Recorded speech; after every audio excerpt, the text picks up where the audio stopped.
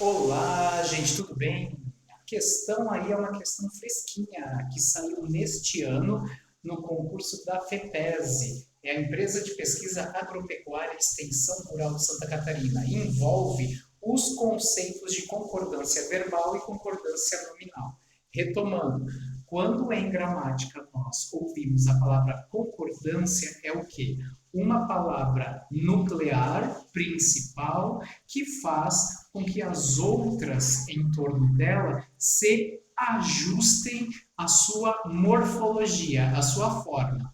Quase sempre diz respeito a duas flexões, ou seja, duas transformações morfológicas na forma da palavra, que é o número singular ou plural e o gênero masculino ou feminino, ou ambas as flexões juntas no caso da concordância nominal. Concordância verbal, ela pode ser sintetizada como o núcleo do sujeito, uma palavra de cunho substantivo, comanda o número do verbo. Se um verbo está no singular ou no plural, deve-se ao núcleo do sujeito. Tranquilo?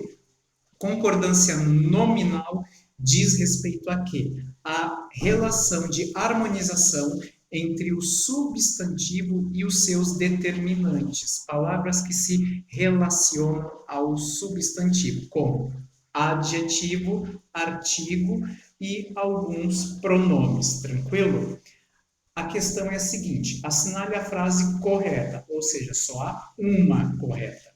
Quanto à concordância verbal e nominal, as duas, nós temos que mensurar os dois tipos de concordância, tá bom? Ó, frase A. Quando o convidado chegou, já eram 18h45. Por quê? O verbo ser tem uma tara por plural. Aí ele não tem sujeito. Por quê? Porque nós não podemos atribuir uma autoria a essa última frase. Já eram 18h45. Não tem quem faça isso ou quem sofra isso. Então, é para concordar com o predicativo, tranquilo? Essa está errada. Fazia 3 meses que os salários não eram pagos.